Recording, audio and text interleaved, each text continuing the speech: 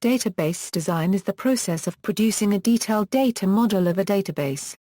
This logical data model contains all the needed logical and physical design choices and physical storage parameters needed to generate a design in a data definition language, which can then be used to create a database. A fully attributed data model contains detailed attributes for each entity. The term database design can be used to describe many different parts of the design of an overall database system. Principally, and most correctly, it can be thought of as the logical design of the base data structures used to store the data. In the relational model, these are the tables and views. In an object database, the entities and relationships map directly to object classes and named relationships.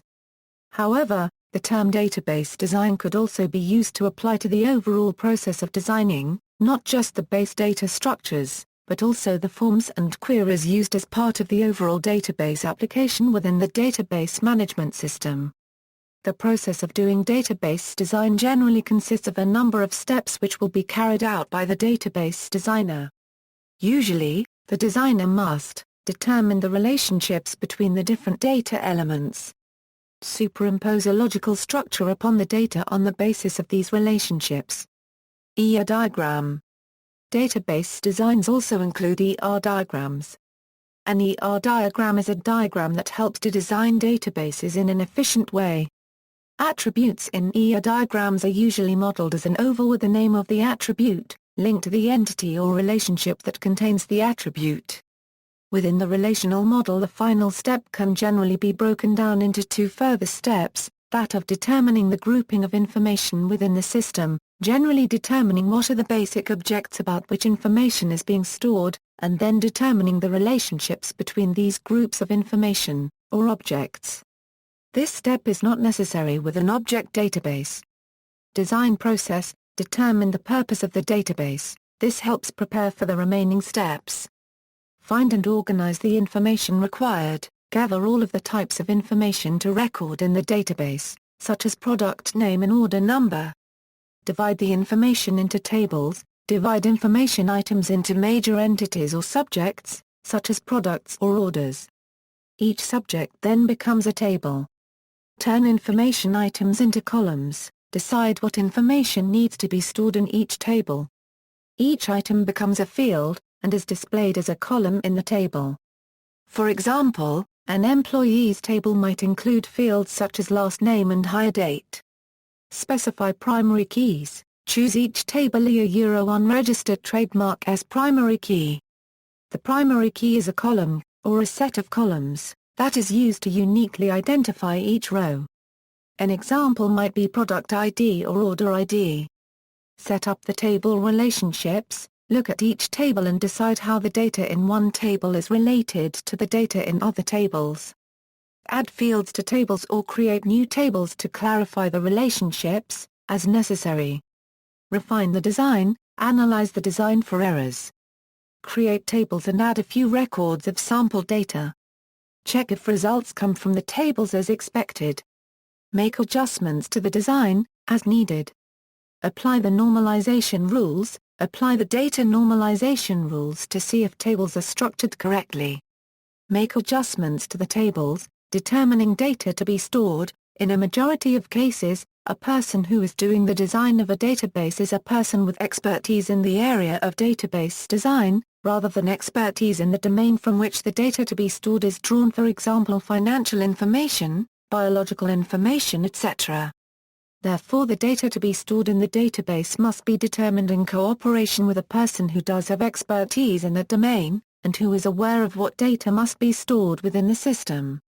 This process is one which is generally considered part of requirements analysis, and requires skill on the part of the database designer to elicit the needed information from those with the domain knowledge.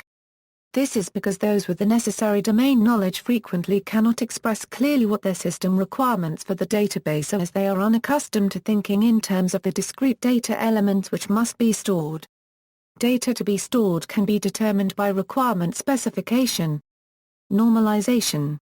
In the field of relational database design, normalization is a systematic way of ensuring that a database structure is suitable for general-purpose querying and free of certain undesirable characteristics. Insertion, update, and deletion anomalies that could lead to a loss of data integrity.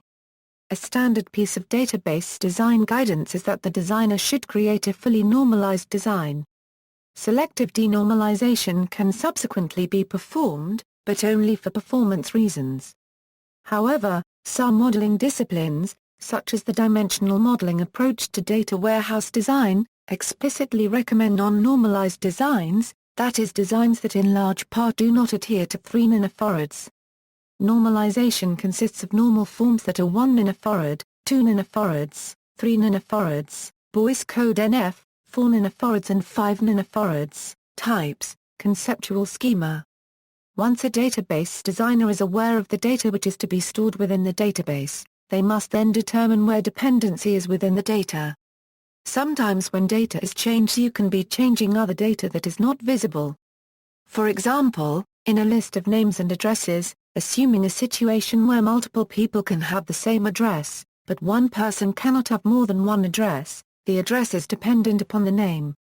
When provided a name and the list, the address can be uniquely determined. However, the inverse does not hold. When given an address and a list, a name cannot be uniquely determined because multiple people can reside at an address. Because an address is determined by a name, an address is considered dependent on a name. Note: a common misconception is that the relational model is so called because of the stating of relationships between data elements therein. This is not true. The relational model is so named because it is based upon the mathematical structures known as relations. Logically structuring data.